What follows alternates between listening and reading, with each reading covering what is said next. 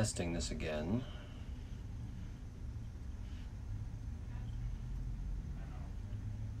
There we go, I'm live.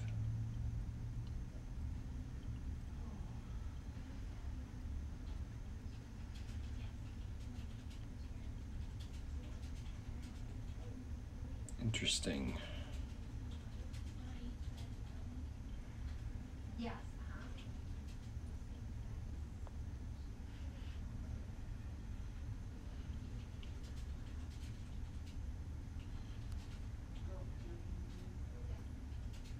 The internet can totally see you now, it says.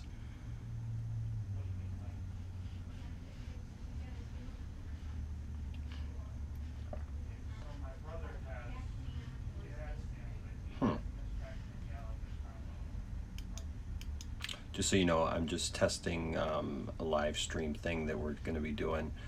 So if you're watching, send me a message real quick because I want to see how that pops up on here.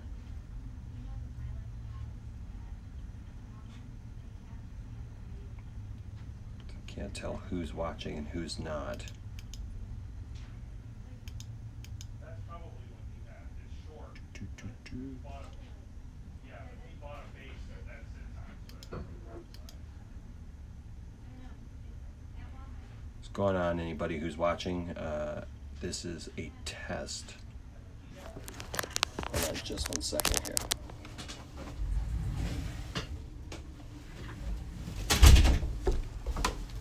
Just testing, trying to update the channel a little bit. Oops, sorry, don't mean to blind you there.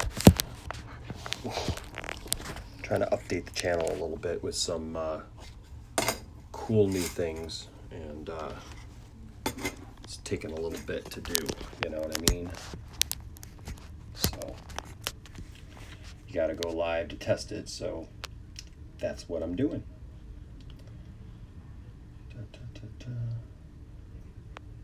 Okay, so that's weird. So I see, Caleb, I see your comment, but I don't see it on this screen. That's weird.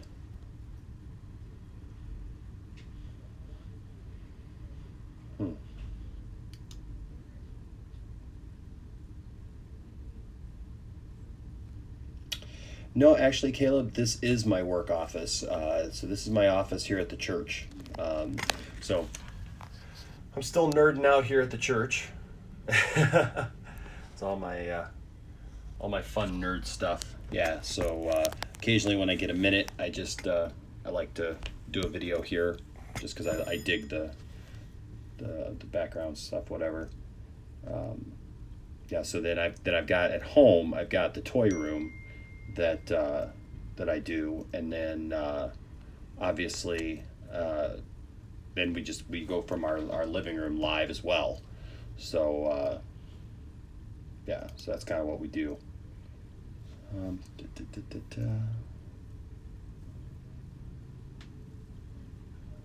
that's cool. I wonder how that works. I'm trying to see.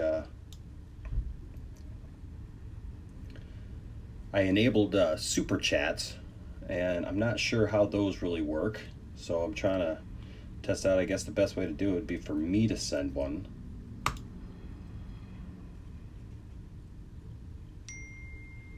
Okay. I'm seeing how this works now, where people can buy super chats, and okay, that's cool. Do you guys see, Caleb, on your end, if you're still here, do you see an option for buying a super chat on there? Because I can see it on mine, but like not on my phone. I don't see it on my because I'm not watching on my phone. I'm broadcasting from my phone, and I'm watching it on the laptop here. So I'm trying to see if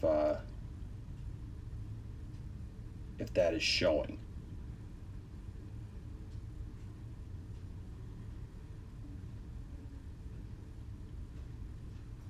That's cool. Lone Ranger and Twilight Zone memorabilia. Wow.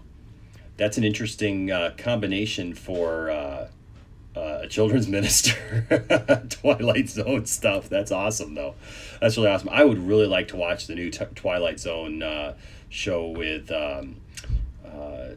Jordan Peele, but I'm not gonna. No, I'm not asking you to do. I no. That's not what I was asking you to do. I saw how it worked, and how people can do it. I've just recently added that to the channel, so if anybody ever wanted to, they could. I wasn't asking you to do it. I just wanted to make sure that you could see it, because I can't see it on my end, and so I just kind of wanted to test and make sure that it was actually working. But no, I appreciate that. No, I like I said, I would really love to watch the new Twilight Zone, but I'm just not going to get the CBS streaming service. It's just not that important to me. And so far, I mean, I don't know if I'd even really watch Discovery at this point. So it's pretty much Discovery and Twilight Zone are the only things that I would, be into. Really? Okay.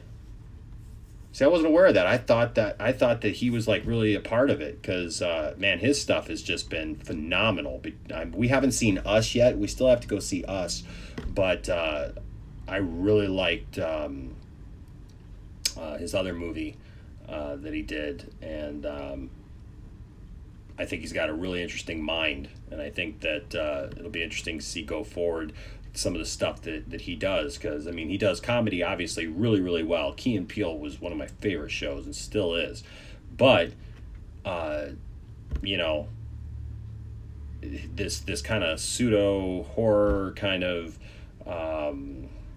suspense thing that he's got going on is just tremendous. So that's unfortunate that it's kind of bland. I'm gonna wait for it to probably come out on DVD, Blu-ray or whatever, and we'll probably rent it or something and watch it then and see what we think of it. That's too bad, though.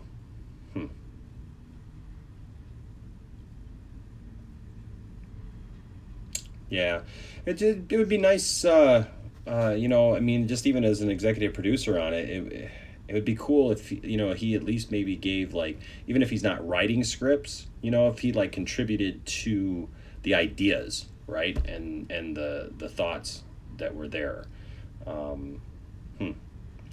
Interesting.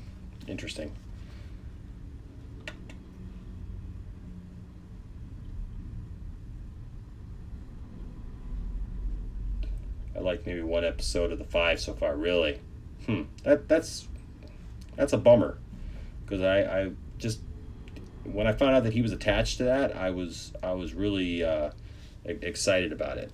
I'm gonna see here if I can change. I can check this out. So I can change my different levels here. Make sure it's still showing. It is. So I can change. It's going to go that way for a second.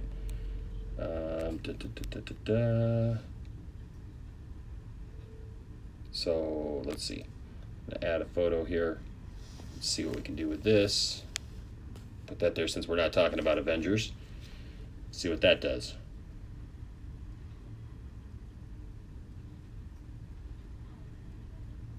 Oops, I guess I gotta hit accept. So there we go, hit accept. Will it change?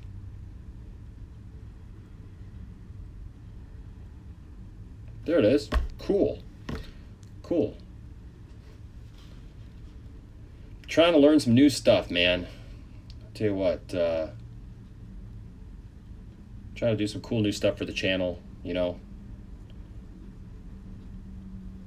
Nightmare at 30,000 Feet and A Traveler are very good episodes, very classic Twilight Zone. The rest are very preachy and not really inventive. That's too bad. That's a bummer. That really is a bummer, because he's got a great mind, for sure. And just the thought of him doing Twilight Zone, sold me on that. And then I was really bummed that I found out it was going to be on the CBS, streaming service. So that's too bad. That's a bummer. But All right. Well, I think I've done all I can do with this. I think I got to wait till I get home tonight and connect another camera. And then I'll probably do another test to see if I can get 2 camera angles, because that'd be super cool while we're doing our stream. And then I can turn the boys loose on changing camera angles and stuff during the live stream. That'd be kind of cool. Get them to do some producer stuff while we're because a lot of times Logan doesn't like being on camera, and even Landon, sometimes he doesn't like being on camera. That's why me, Isaac, and Tiffany do a lot of it. So there's some stuff that we do sometimes they're like, oh, I don't want to do it.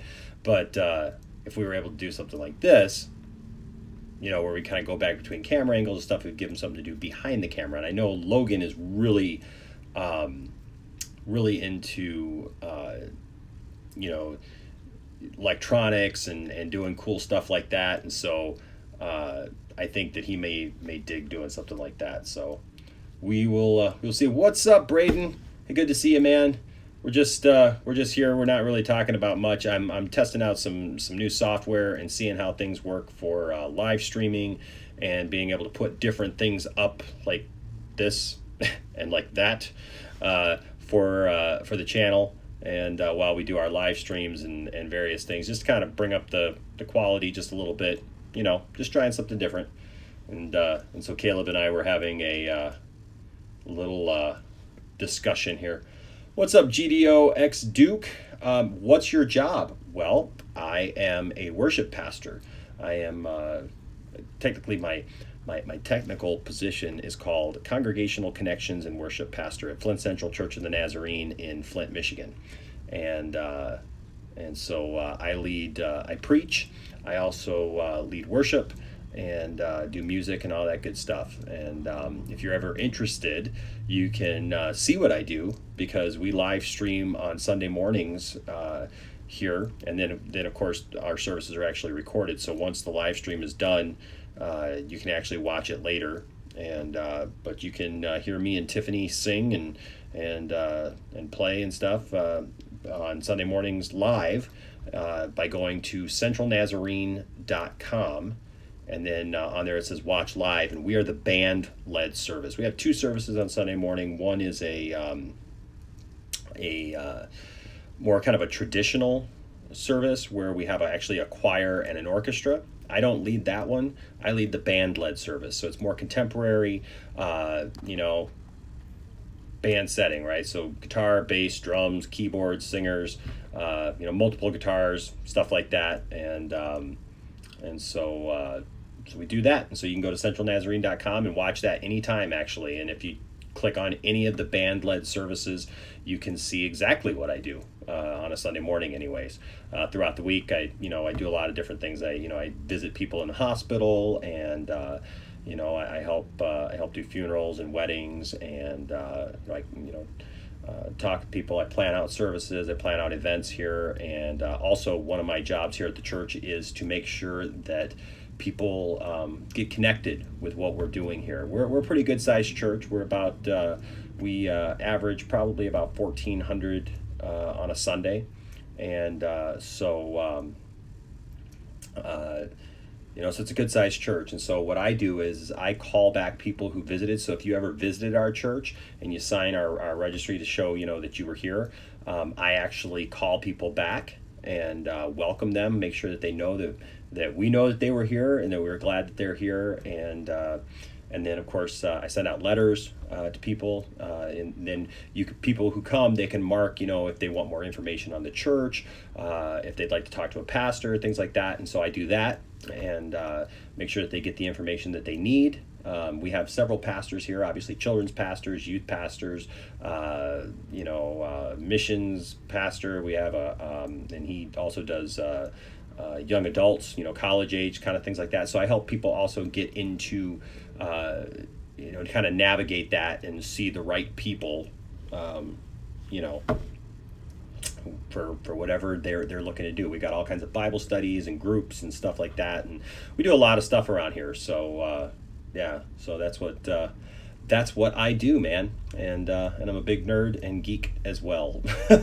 So Caleb said, have you seen The Encounter, Enosh? It's a Christian anthology series where Jesus shows up to a different group of people and tries to save them. It's very cool, like a hopeful Twilight Zone. No, I have not seen that. What is that on, Caleb? I have not seen that at all. I've never even heard of that. That's interesting. What's up, William?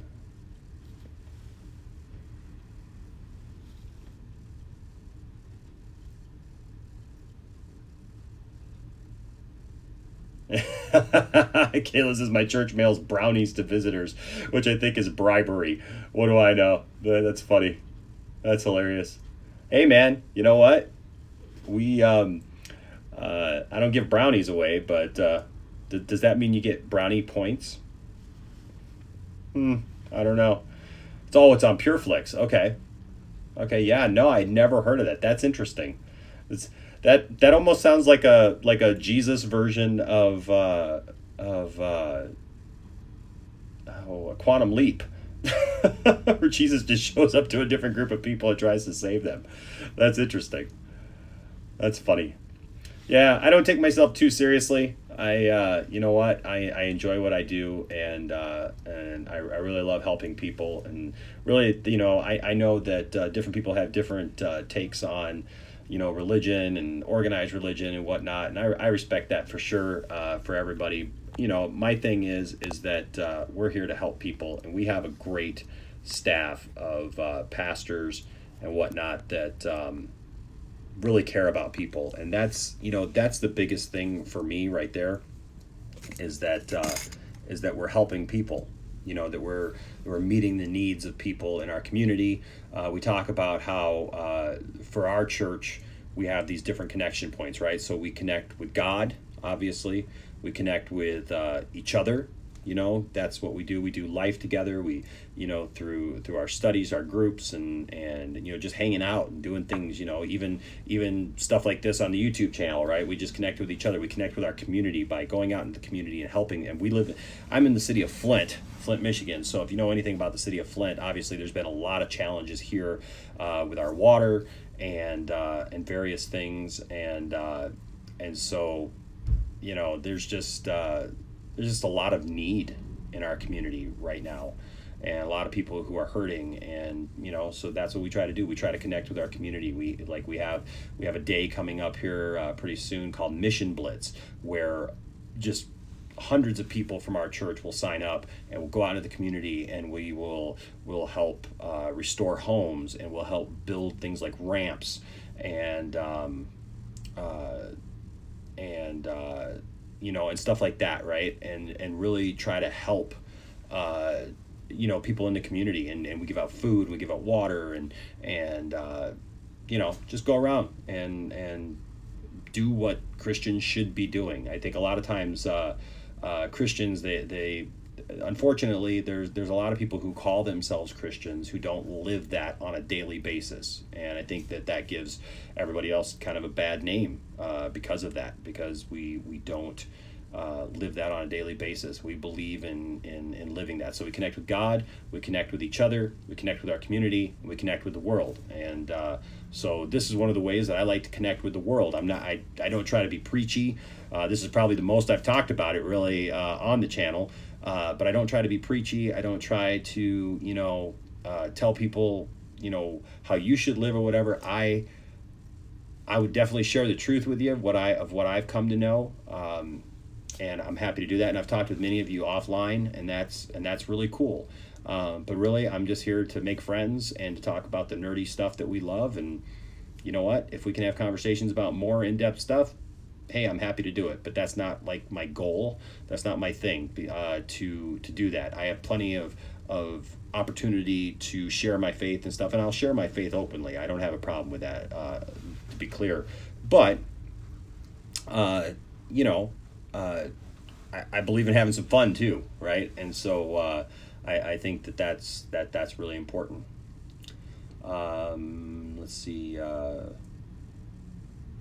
Yeah, being a Methodist, I believe in going out and helping my fellow humans. Absolutely, man. I'm a big mission guy. That's really cool, William. So we being Nazarenes, we actually share some belief systems with the Methodists. It's kind of a Wesleyan background. John Wesley kind of had idea of what Christianity should be. And so Methodists, Wesleyans, obviously, and Nazarenes kind of come from that branch. So yeah, man. So we got a lot in common there. Let's see. There's also a show called The Chosen on VidAngel, which is going to be a multi-season series that follows Jesus' ministry years. That's cool. You know, that's interesting. It has a budget of $500,000 per episode. I think I remember you talking about that, Caleb. And the pilot is available for free on YouTube. I'll have to check that out. The Chosen. I'm always interested in how they find, like, with something like that, like, how would they determine that, right? But probably just stories from the Bible or whatever, I guess.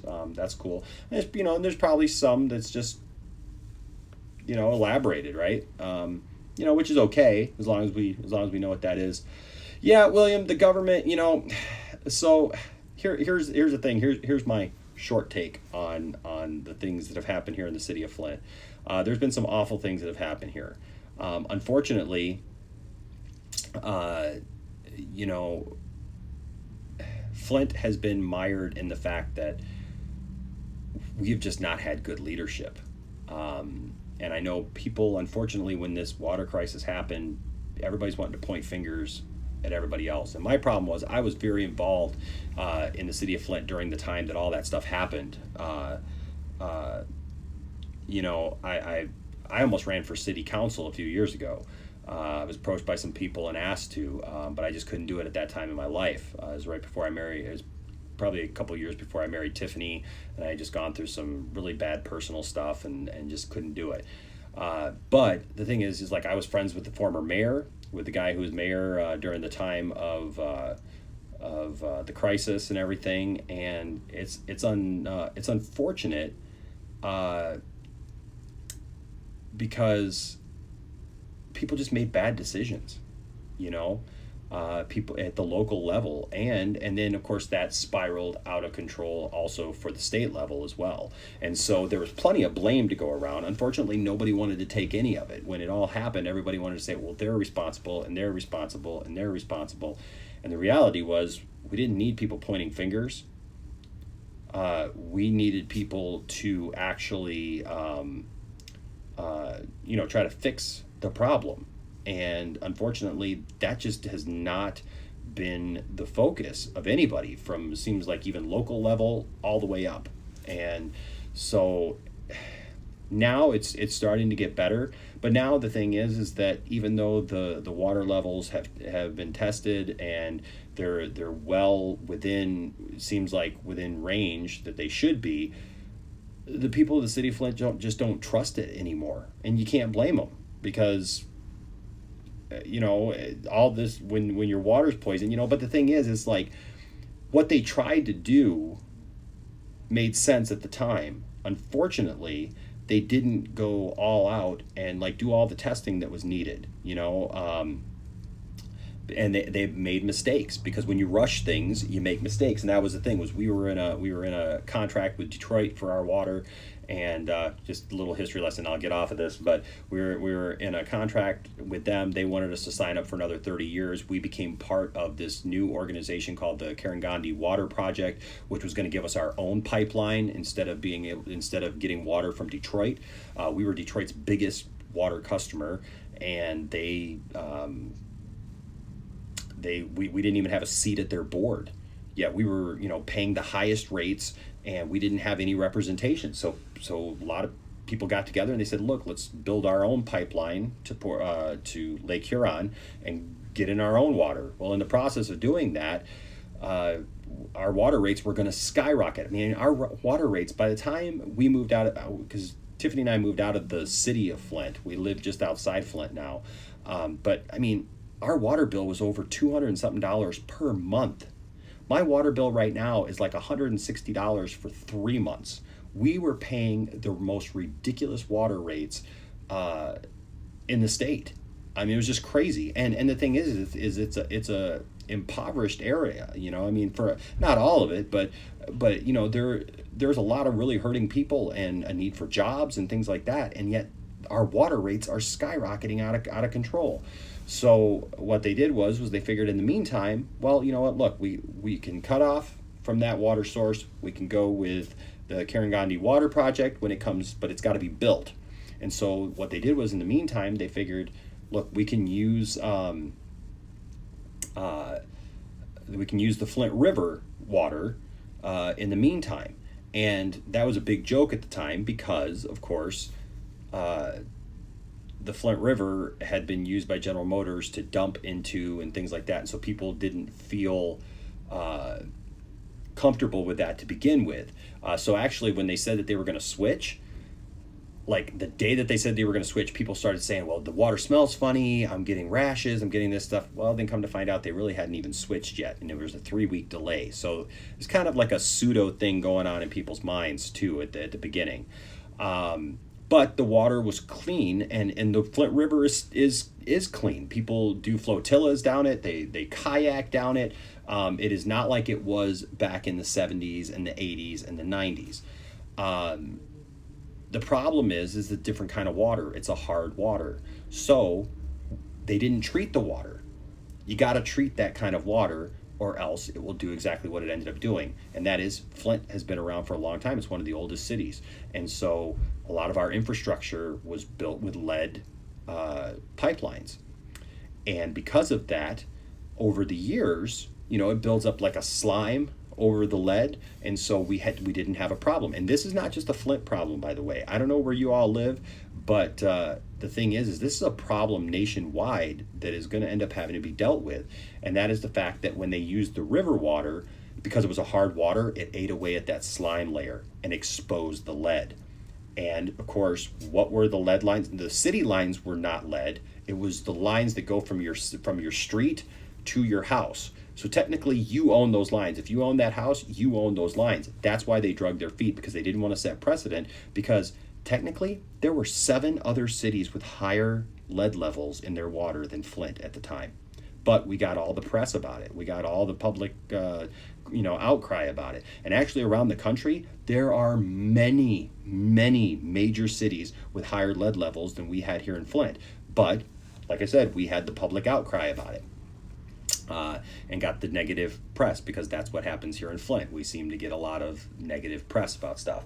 So the problem was that all of a sudden that lead was exposed. So you have clean water flowing into your house, but it's a hard water, and then it passes through those lead lines. Guess what? Now you have lead in your water.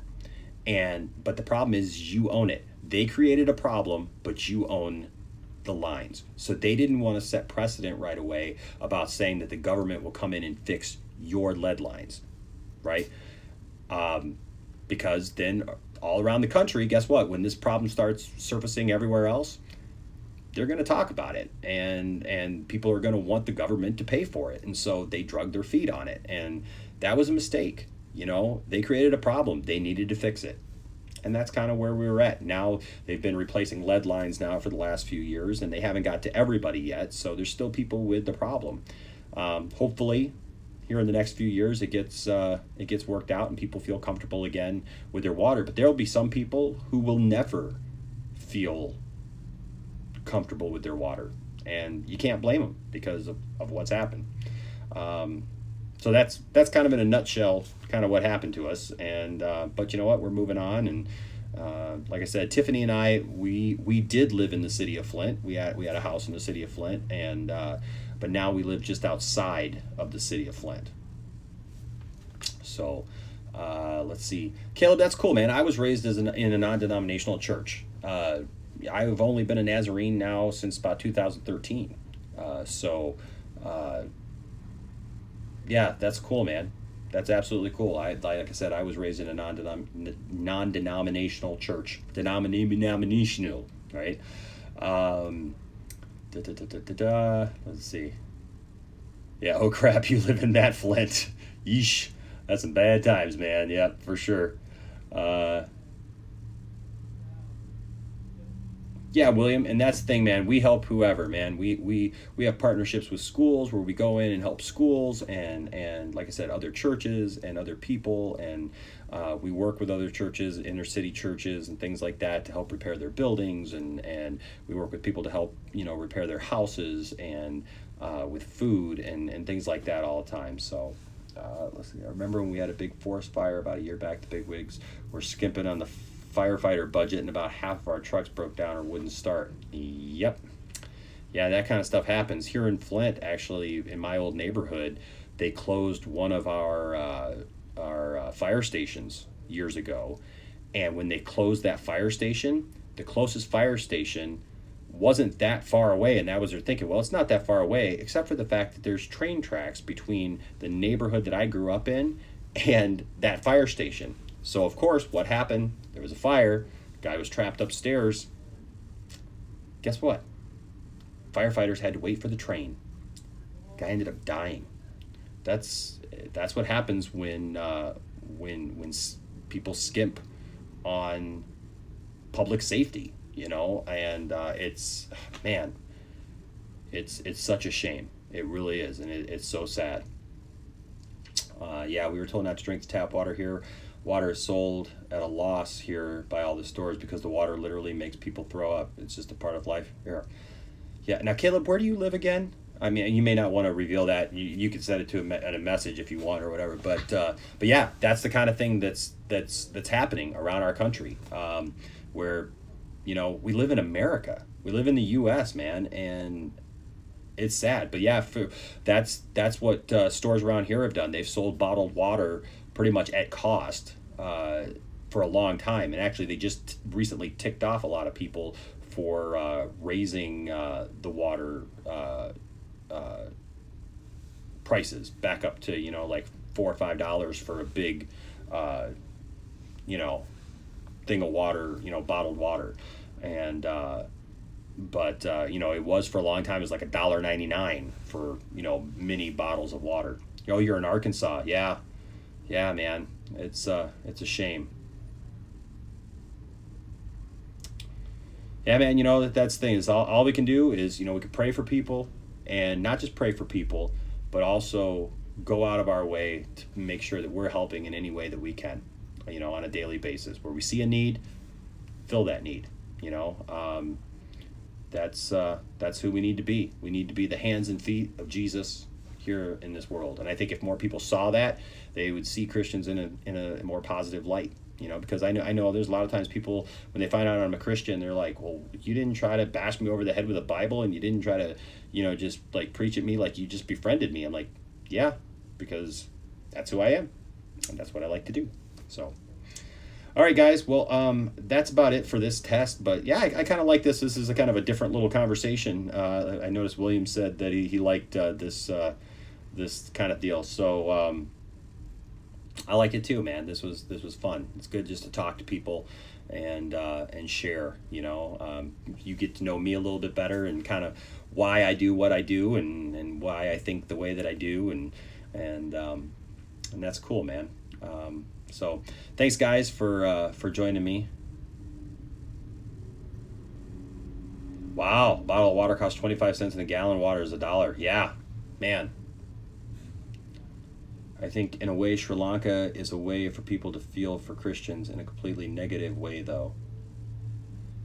Yeah, it's unfortunate that we're living in a world where people are lashing out, you know, regardless of religion, regardless of background, nationality, whatever.